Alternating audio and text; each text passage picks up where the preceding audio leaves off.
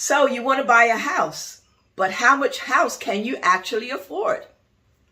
Hello, this is Marcia, your friendly Brooklyn realtor, coming to you from the best borough in New York City, Brooklyn. I'm just kidding. We love all the boroughs, but we love Brooklyn the best. So today I want to look at a very important topic, the pre-approval process for getting your mortgage. I want to talk about an easy way to collect all the documents you will need and how to accurately calculate how much home you can actually afford. Please remember to subscribe to my channel and also to hit that like button so that I can continue to bring you more videos. A simple way to get a ballpark number of your budget is to take your monthly income and calculate 28% of that number. That's the percentage that the Wall Street Journal and most professionals suggest that you budget for your monthly household expense. But we know in a lot of areas we have to spend more than 30% of our monthly income on our living expense, and Brooklyn is definitely one of them. You might want to think more like 35 or even 40% of your monthly income goes towards paying your rent or your mortgage. A mortgage calculator will give you a more accurate estimate, and there are many online applications available that can figure this out for you. Another advantage of dealing with a local mortgage broker is that if you have less than perfect credit, they can refer you to a program that will still offer you a mortgage. There's a great resource called downpaymentresources.com.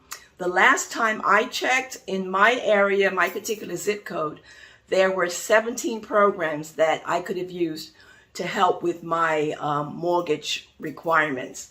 So it's definitely worth it to check with a local mortgage broker because they can give you more hands-on information and really guide you securely through the process. Remember, professionals save you time and stress. Whoever you decide to go with, you will need to begin to collect your documents from now. So I would suggest that you start as soon as possible to do this. An easy way to collect your documents is just go back to the file that you prepared when you were ready to file your income tax return. You know, you have to get your mortgage statement, if you own any other property, your rent receipts, the account statements from your investments, your retirement accounts, all of that information you're going to need to give to the mortgage broker. So I would start to do that now. Just go back to your file for your income tax that you prepared for that year, and this will be the basis of the documents that you will give to the mortgage broker. You also will need current pay stubs, okay? By the way, I have an entire outline. I know you can't see it, but it's in the section below. Just so that you're aware, anything less than a 20% down payment requires PMI, which is private mortgage insurance. This is an extra fee you pay on top of your regular mortgage for putting down 20% as a deposit. It's an insurance that the banks get, like they need more money. However, it's supposedly to guarantee them for the extra risk involved with offering a mortgage to somebody that doesn't have as much investment in the property as one that has paid down 20%. Paying this extra fee every month is a real bummer, but what can you do if you don't have 20% to pay down on a house? Plus, the benefit of paying down 5% and paying the mortgage insurance fee, generally about $100 to $300 more per month, the benefits far outweighs the disadvantage of having to wait and save for a 20% deposit. Think about it. This is especially true in today's high appreciating markets. The years you spend trying to save up the extra $50,000 to $150,000 you might need for a deposit, you could have gained 2 times that much or more in the price appreciation of your house. Look at it this way. If you're waiting another 2 years to save up $100,000 to pay down, in that 2 years you might have made $100,000 in the appreciation of your home. So paying that extra fee every month is more than worth it.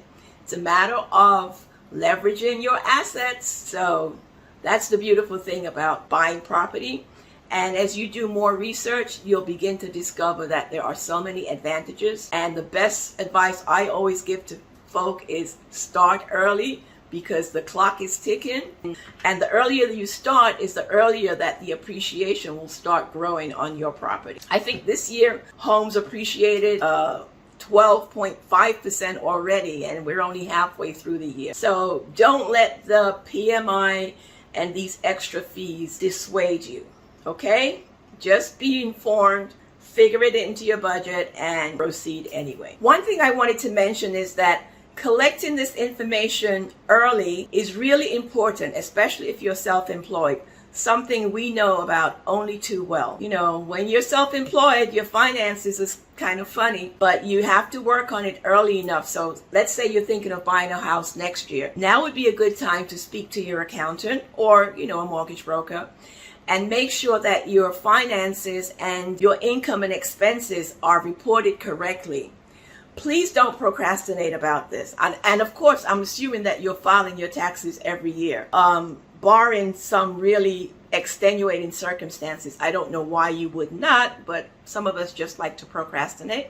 This is one thing I don't procrastinate with, because your tax returns are the basic of your financial life. And if you don't file your taxes every year, you don't know how your money is situated, and it just creates problems, you know, when you have to go down the road and try and figure it out in the future. So make sure you're filing your taxes regularly. And if you're self-employed, consult with your accountant, tell them what you want to do, so that you can make sure that your expenses, that you're recording your expenses correctly, so that when you go for your house, you know exactly what to do and what not to do. There are a couple of non-financial considerations that you need to think about when you go for your pre-approval for your mortgage. Some of them would be, let me see, aside from your mortgage, there are other components that may influence how much you spend on a house. Take these points into consideration before deciding on a final number for your house purchase. The current market situation. Is now the good time to buy? Should you move quickly, or maybe wait for a drop or a slight dip in the prices? You know how I feel about this subject. Buy as soon as you can, because waiting is usually going to cost you money, okay? Any savings you gain by waiting is going to be offset by the house appreciation value and the higher monthly mortgage costs resulting from a higher interest rate. Remember, prices only dip when the mortgage rates go up, so we don't want to wait till that happens. Also, the resale value. How much are the nearby homes valued at?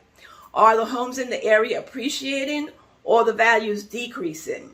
We know the answer to that in Brooklyn. I haven't seen any house depreciate, any neighborhood depreciate.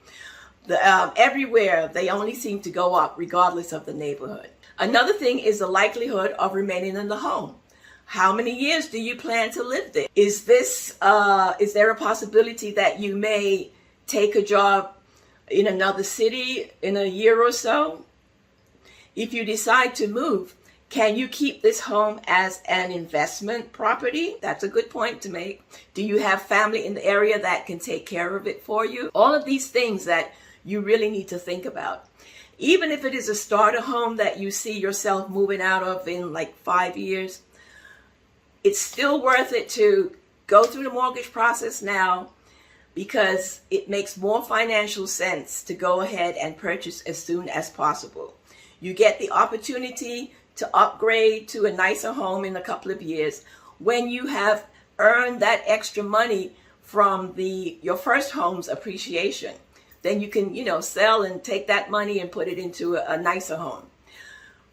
Remember to speak to a professional to help you sort out these factors, okay? But do your own due diligence before you meet with them. This way you can ask them intelligent questions, and you'll know more or less what they're talking about when they answer you.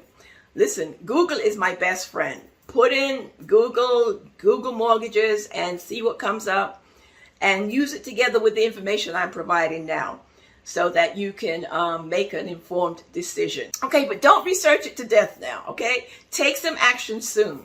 The prices are going up any way you look at it. And you have to pay for somewhere to live.